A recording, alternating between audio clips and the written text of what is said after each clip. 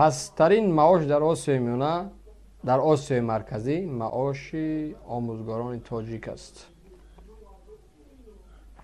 آموزگار تاجیک پسترین معاش میگیره. جامعه‌ای که پیشرفته است میگیم صلح و ثبات است، ترقیات است، بهشت روی زمین است، قریب رنگ اروپا یا دمای بلند رو ببینه کو میگه کو بچه شما دور گام میزنین بیایم بینین کو حالا میبینیم یک جای. خب معاشی از همه بلند در منطقه به آموزگاران قزاقستان پرداخت می شود که نسبت به دیگر کشورها خیلی زیاد است. طبق اطلاع آژانس آمار جمهوری معاش میانه آموزگاران در تاجیکستان 1215 سامانی و 50 درهم، ولی از روی درجه تخصص معاش آنها فرق می کند. این تابلویی که میبینین این تابلوی تاجیکستان است. خب اینجا آموزگاری درجه عالی، همون آموزگاری که درجه عالی داره 946 سامانی یعنی 82 دلار معاش میگیره یک ماه. خب آموزگاری درجه یک 913 سامانی 2 دلار کمتر میگرفته است، 80 دلار 80 دلار 9 سنت.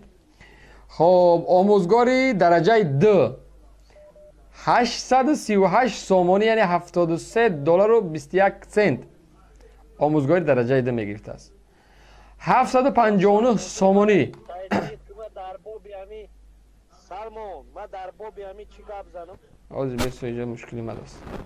خب تو در باب تو بودی پس کردی؟ خب اینجا شدی آموزگاری ما آزی بکنی آموزگار رو پیدا کنیم. خب بیا. خب آلی تو صبر که کسی که در بابی میگه آلی به یک خوششیناس معلمه جان صبر کن. 759 سامانی یعنی آموزگاری درجه تحصیلاتی میانه کسبی، اون همون خاله که گپ زد 66 دلار معاش میگذاره، برابر همون معاش قریب 500 میدادی، هم با زیادتر ده. 759 سامان یعنی آموزگاری درجه تحصیلات میانه کسبی است. خب اونم کالج خوندگی. طبق اطلاع کمیته دولتی آمار ازبکستان معاش میانه آموزگاران در این کشور 2 میلیون و 299 هزار و 438 سوم یعنی برابر به 208 دلار. تصور کن 82 دلار گجا اینمی یک قدم اوسن ازبکستان برابر ما صاحب استقلال شد، برابر ما یک پرزیدنت داشتن خیلی وحشی بود رفت الکی معاش از زمین تا آسمان فرق میکنه. 286 دلار 103 میلیون خیلی پولی خودشونه دیگه، ما پولی خودشون خیلی بحث نمیکنیم اینجا، فقط دلار خط میگیریم. 286 دلار 88 سنت. خب اکی اینجا آموزگاری درجه یکش، آموزگاری درجه عالیش 286 دلار، آموزگاری درجه یکش 259 دلار، درجه دوش 232 دلار، آموزگاری دارای تحصیلات میانه کسبیش 194 دلار. حتی پسترین آموزگاری که درجه کسبی داره کدام کالج خونده است 1-2 برابر زیاد از یک آموزگاری بیچاره ما معاش داره. میفهمین؟ یکی ازبکستان یا نمیگن او بیشتر روی زمین ازبکستان داریم و انا او داریم و کریم چی نام داشت؟ اسلام کریم داریم نمیگن. خب شروع از 1 ژانویه سال 2029 معاش آموزگار در قزاقستان حدود 25% زیاد شده است. حالا آموزگاران این کشور از آسیای میانه چنین معاش میگیرند. ببین معلم یعنی مستر معلم 1077 دلار 1000 دلار معلم معاش داره. بفهمین؟ خب معلم اکسپرت یا با چیزاشون دیگر است 900 دلار معاش داره. دوم سوم معلم مدیراتور 789 دلار معاش داره. چهارم معلم جوان به درجه یعنی معلم کسبی که شما گفتیم زینه پایان ترین 615 دلار معاش داره. میفهمین؟ معاش هم میبینین یک معلم چند معاش داره. 1000 دلار یک آموزگار معاش داره. خب قرقیزستان که یک وجه اوسن است هر روز ما قرقیز میگیم. ببین از 3 سال تا 8 سال با معاش میانه $210. فرقیت ها میبینین از آموزگارای ما چقدر فرق دارین. همین قرقیزی پسی درمون از 8 تا 13 سال $259. از 13 سال بالا $273 معاش داره. میفهمین؟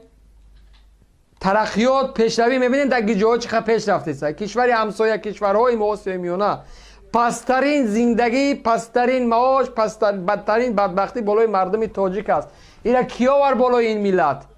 سرزاواز، اساسگذار، زاینده این بدبختی بالای ملت کی است؟ اونا هم مشکلات داشتن، اونا هم استقلالیت به دست آوردن، ولی چرا ما امروز در پسترین معاش زندگی داریم؟ چرا؟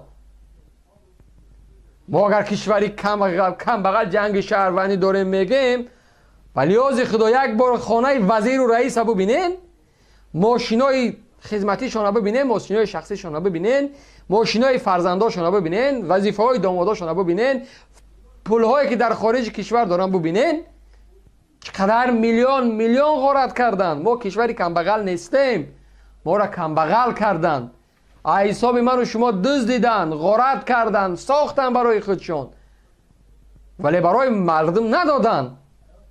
اگر ما میگیم که کشوری کم بغلیم، جنگ شهروندی گذراندیم، این قدر کر و فر دارایی فرزندای منصبدار از کجا است؟ یه بار مرکز دوشنبه را ببینین، همه لکسوس، همه BMW، همه مرسدس، فراری، تویوتا، جیپ های مخصوص امریکایی. از کدام حساب؟ از کجا میبیایی پول؟ چرا فرزندی رئیس میتونه خریده؟ معاشش چقدر است؟ چرا فرزندی رئیس، فرزندی مفتش، فرزندی گنرال، دامادها، خسرها، قداها، فرزندها، نویرها، چرا اونا دارن؟ چرا اونا میلیونرن؟ اسماعیل نویره رحمان میلیونره. از کدام حساب؟ از کدام حساب؟ چرا یا صاحب کار 10 سال میزنه میلیونر نمیشه؟ نویره رحمان فقط میگه صاحب کار است میلیونر. از کدام حساب؟ اینا را مردم نمیبینه. خب ما جنگ شهروندی داریم، خب درست است داشتیم. چند سال ما از جنگ شهروندی گذشت؟ 20 سال زیاد، 22 23 25 سال میشه. 25 سال، در 25 سال معاش یک آموزگار پسترین معاش داره، ننگ نیست برای شما؟ یک آموزگاری که تمی برای معاش پوسیده دفاع میکنی، مرگ به شما به خدا. آموزگاری که با همون پسترین معاش در منطقه قدر قیمت نداره، میبرو شکلانه تنجی میگه مرگ شما برین، دم زحمتاتون حرام باشه. این قدر 13-20 سال زحمت بکش، 600 سوم نفقه. برو بخیر، برو.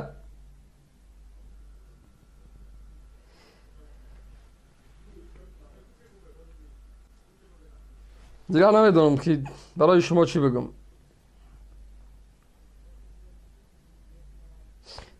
سعدی در یک مصرع شعرش میگه که بسیار سفر باید تا پخته شود خامه. برای چی گپ میزنم؟ به خاطر آخران صحبت ها میگم آیا از تاجیکستان جای سفر کردی؟ نه نکردم. زمان شوروی رفته بودم لنینگراد. زمان شوروی رفته بودم کراسنودار. تمام؟ آی بابا زمان شوروی گذشت رفت. از زمان شوروی تا امروز 30 سال گذشته است.